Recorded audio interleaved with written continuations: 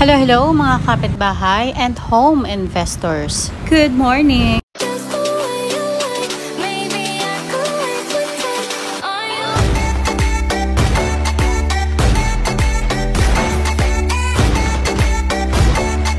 Gusto mo bang magpagawa ng kitchen cabinets pero nahihirapan kang mag-decide?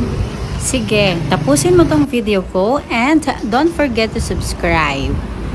Okay, today I'll show you sa isa sa mga gawang RCR, tatak RCR.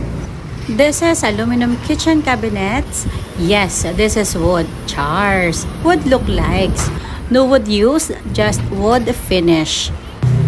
This is made of aluminum. Aluminum is a metallic one. Good thing about aluminum is a modern looking, malinis tingnan at minimal looking, walang masyadong abubot. Aluminum typically comes with a color brown, white, gray, and wood finish. At ito yung sample ng wood finish installed at MK&G Engineering Services. Sa mga team kahoy, ito ang para sa inyo. Aluminum materials for kitchen cabinets, super modern look, durable and waterproof, hindi madaling masira and lightweight. Hindi ka mag-aalala kung mababasa man ng iyong aluminum cabinets. At ayan, may slot pa for gas stoves. Hindi ito kinakalawang kagaya ng bakal. Hindi rin ito lumulobo unlike modular cabinets or melamine board. Hindi ka mag-aalala sa water damages. It is hygienic and easy to maintain. Pwedeng punasan ng detergent.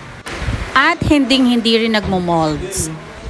At dahil metallic ang materials, ito ay termites and fire resistant. Ito naman yung pull-out, lagayan ng pinggan, baso at utensils. Madami namang klase ang pull-out. Nasa sayo kung anong gusto mo. For your inquiries, DM RCR Glass and Aluminum Works or DM me. See you in my next video. Bye!